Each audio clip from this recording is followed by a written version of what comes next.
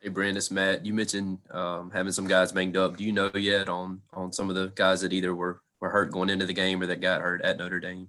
What they're Yeah, saying? I think just to because there's he's got a long list, but I think Skalski's the one that is still not. Obviously, I didn't think he may thought he would be ready, and he's not.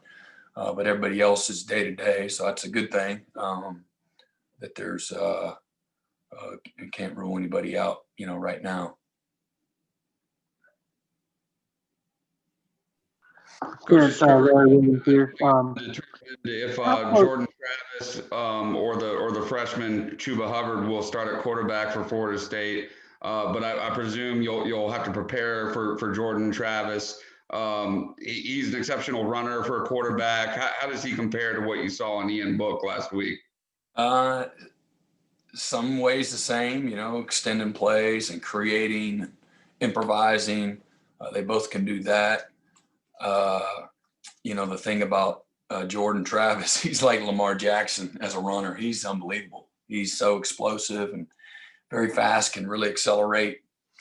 He's a special athlete. And as you saw, whether it was against Notre Dame, I mean, it's a 2-score game. I think they put 26 on them early. I think they had 26 at half. And man, they really pushed Notre Dame to the brink, and he made a bunch of really good plays. Of course, North Carolina,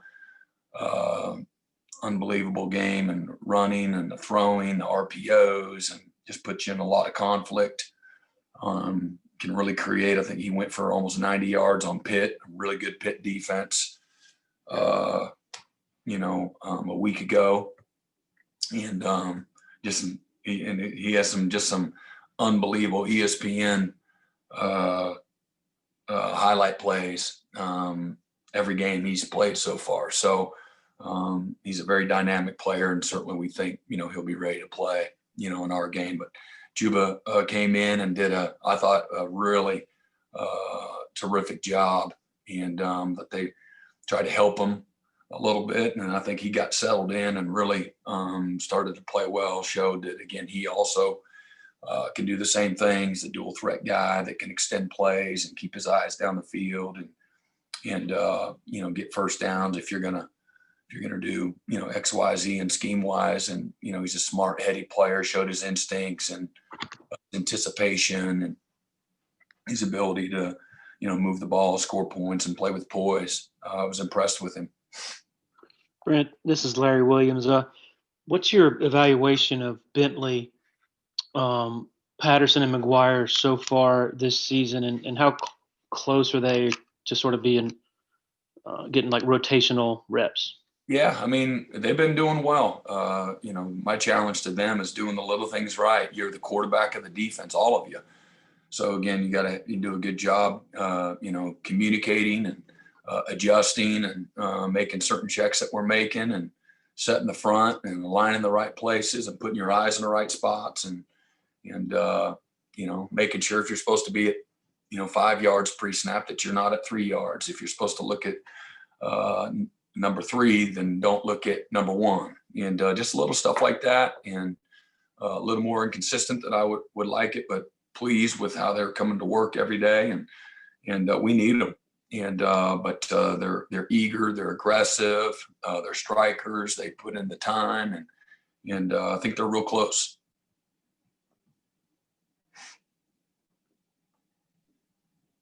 Coach, Florida State started, I think, 4 freshmen on the offensive line on Saturday at NC State. Does that influence your play calling at all? Just knowing the inexperience on the line, or do you call the game pretty much the same way, irrespective of experience?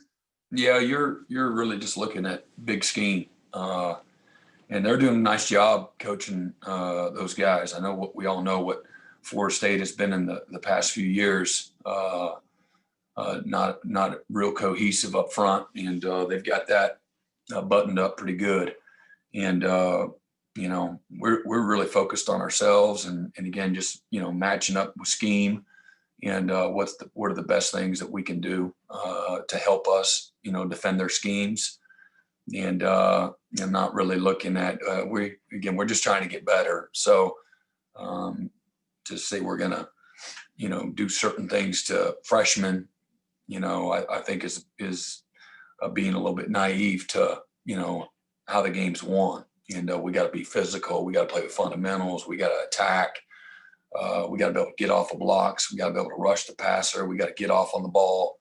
No matter who we're playing, we got to do it better. And again, I think last week or a week ago, whatever, 2 weeks ago, playing Notre Dame, I think again you saw when we're going against a really good offensive line. Again, we got to do the fundamental things better and more consistent. And if you don't do those things, it doesn't matter who you're playing against. You don't give yourself a chance. So we got to do those things this week against Florida State, and really trying to be an inside out approach from that standpoint.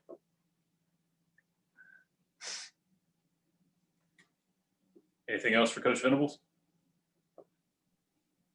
Coach, it's Trevor. I'll ask another one if I may. Florida State went a wildcat a few times with some success with Corbin. Just what kind of a challenge does that formation present? Yeah, I mean, they really stress you out. Creating gaps and making you adjust, and they can do a variety of things. So. Make you move around and adjust. And if you don't have a guy in a gap, it can be a big play. I think you saw a 28-yard touchdown where they misfit it. And Corbin's an excellent player. He's having a exceptional year. One of their better players, and him and 8 at running back are really, really good tandem. And they know what they're doing there, and they're putting them in position as an offensive staff, putting them in a position to really take advantage of their skills. So it makes it tough. You gotta be sound in your alignments and your adjustments. Hey, Coach, Scott Kiefer with the Greenville News. Your name and Coach Elliott's name are both already floating around out there in connection with the South Carolina job. And Coach Elliott told us earlier that he won't answer his phone. I wondered if you would answer your phone if you got a call from Columbia. I don't even have my phone on my person. It's game week, and how we are as coaches. Again, whether or not at some point in time you want to be a head coach in your future. Right now, your focus is all on the Florida State and getting ready for that. It's terrible. It's part of the profession, but you feel terrible for anybody, whether it's your rival or not. There's a lot of displacement that takes place. A lot of people are affected, starting with the players in the program, and certainly all the support staff and the coaching staff and their families. So really your heart kind of goes out to them. And then your focus is really just on, what you can control here, every day, trying to get ready for Florida State.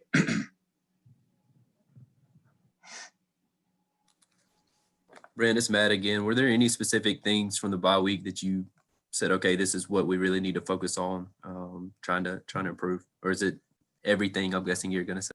I mean, it really is. You get that jug of water or whatever, or maybe you got a hole in the boat and you stick your finger in and then it pops out the other side. And whether that's roster related, injury related, or it's scheme, or it's youth, or hey, we got out executed, or hey man, we put them in a tough call here.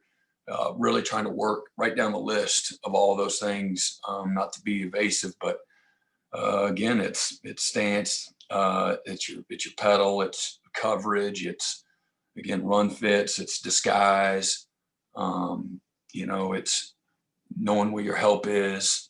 Really trying to show them on video as much as you can while you can.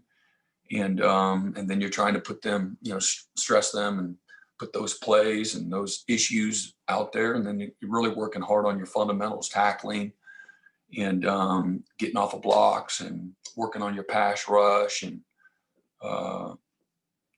trying to look at, ways to improve.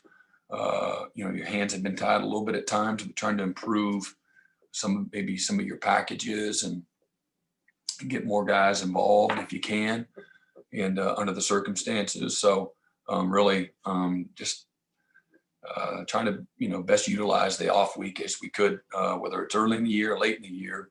The good thing about having one later is here's the things that have recurred and or maybe these are some things that have popped up, and or maybe these are some things that because you don't have this guy or that guy, now you can really spend some time on getting these guys better, or maybe even looking at some different guys and packages and things like that. So really, it's been all encompassing, to say the least. We'll take one or two more for Coach if you got them.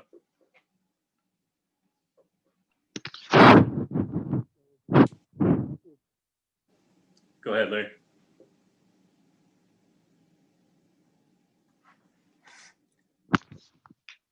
Can you hear me, Brent? Yeah, now I can. Oh, I'm sorry. I think your sack numbers are about where they have been in recent years. I'm just curious. What Maybe with numbers are other. that? Hello? I said, what numbers are that? Your sack numbers, I think, are about where they normally are. I'm just curious with maybe other metrics that you use, and maybe anecdotally, how would you evaluate how you guys have affected quarterbacks this year? I think it's been kind of a mixed bag. It's never as good as you want. You've left meat on the bone virtually every week. The numbers are very similar. Tackles for loss and knocking the quarterback down, and certainly sacks. I think we're tackles for loss and sacks. I don't even know what those stats are compared to national rankings. I spend no time on knowing what those are, but I believe they're if in the past has any if that's an indicator of what it would be, I bet you they're probably somewhere in the top 10 on those, just being disruptive. So you've had to find different ways because of, again, just some of the issues you've had from an injury standpoint. And I've been really proud of the guys that are learning how to play the game on the fly, that have been baptized into it. I've been incredibly pleased, and not always pleased with the result from play to play or series to series, but in the big picture with effort and the end result. You play. Everybody wants to win every game. That's what you work to do. And again, we weren't precise enough or good enough when we had to be. We just couldn't make. We needed to have a couple of plays and bunches there, and we weren't good enough. We just weren't able to do that against Notre Dame. But overall, by and large, on the season, there's plenty of warts along the way. But by and large, on the season, very pleased with progress that's been made. And some of it you see it, some of it you don't. And just look at the position at corner. And we got first world problems compared to a lot of people. Trust me, I get it. But still, playing is playing, and experience is experience. And we haven't had the same cornerback roster week to week all year, from one week to the next. And that matters, but in the past, we've been able to have a couple of bona fide dudes or guys that can play at a really high, consistent level, like a Ryan Carter, for example, that was a lightly recruited guy, but can make all the layups, play with all the right leverages, just execute at a high level. And that was acquired over time. And so if you want something better, you want to play with a little more consistency, and you want to be able to win a little more one-on-one pass rush, and again, eliminate some of the explosive plays as well. But however, we've had to generate it. One thing that you don't feel quite as certain about is just that, and some of it again is some of your veteran players, if you will, a Tyler Davis and a Jamie Skowski. Some of the cohesion and chemistry. It's been okay, but not like it would be if you had again your alpha dog, out there every snap, And but again, overall, we had a chance to again go back to just a week ago that we're all still disappointed, move forward and all that, but you're still disappointed because you had it, you had it when you and you came up short. And so you try to find the things that would have given you a better chance. And there's plenty of those things. But again, overall, you brought up again numbers and all that. Just thinking about just some of the third downs that to me we've given away. We've airballed some layups, And again, I think third downs, you're probably somewhere in the top 15 in the country, but we should be more like a top 5 in my opinion. And with respect to the people you play, I'm just talking about just what I brought up a couple of them. Turning the right way, you got to turn to the man and play through the man. Don't turn away. You can't see the ball, or stay on outside leverage when you got a hole dropper inside of you on third and medium. Stay on the outside of the receiver. Don't let him. So really, that should be a great call for that route. And you give up that conversion, or again, you get a drag route with a 250-pound tight end. Man, we got to light that dude up on 3rd and 15. Instead, it turns for 30+ yards up the sideline because we missed the tackle. But again, those are, I just looked at 3. I think they were 10 of 19 on 3rd down. So now you're looking at whatever 7 of 19 is. And that's a heck of a lot better than 10 of 19, I can promise you. But those are drives. Again, like I said, those are additional plays that you're having to play. Those are field position. It's momentum. It's points. Of not doing the little things precise enough. And there's been some other games that not as many times in the other games, but maybe some other games, like the Syracuse game, we let the guy run the sky ball on us and make that game a lot more interesting in the 3rd quarter than it needed to be, because we played really, really well in that game outside of really 2 plays. But anyway, just kind of rambling a little bit, but been proud of our guys, man. Our guys have, it's been a fun group to coach, a lot of youth.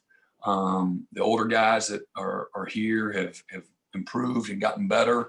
And we're still work in progress, man. We got to get better to make a run at this. We have to improve, and really, and again, improve in every single category. We're a good unit right now. Well, we're certainly not a great unit. We've had some great moments, but we're not a suffocating unit yet. And but at times we've really flashed and have shown an aptitude to be really, really good. But again, one of the best marks or things that how you can describe an elite unit would be, if you're something, you're consistent. And we're not as consistent as I would like to be in all those areas. And but our guys are coming to work every day and giving ourselves a chance to do that. Time for Second one more. in sacks, 3rd in tackles for loss, coach, by the way. Solid, for a team that can't get any pressure on the quarterback, or too soft, or we're not being disruptive enough, or whatever the critiques would be. Pittsburgh's number 1 in both. I'm sorry. Pittsburgh is number 1 in both categories. And then again, that's again, I'm not, I'm not an excuse guy. That's a upper class laden, unit that's played a lot of football, and, and they play it well. They do a great job there. But again, proud of our coaches and our players, for, again, there's a lot more good than not, and certainly plenty to get better at. And again, what we're trying to get our guys better at is just not leaving meat on the bone. And, we got to make the layups. It's like a quarterback, if he can't throw a wide open swing pass, if he puts it behind him, or he leaves it too far out in front, or he's overthrown, everything else follows suit. And you can't get into a rhythm. And, and we've been pretty good, at times really good. And, but, to be a great unit, man, you gotta do all the little things well. You gotta make all the layups, and nobody's asking you, how much youth you have or how much experience you have. You either do it or you don't. And this is a performance-based profession. And our guys recognize that. They've got a very high standard. There's no, again, excuses or anything built into these guys, but super pleased with the work and the mindset and the toughness that they've shown. And again, how they battled, man. They played with every ounce of everything that they had against Notre Dame. And that's all you can ever ask of the guys.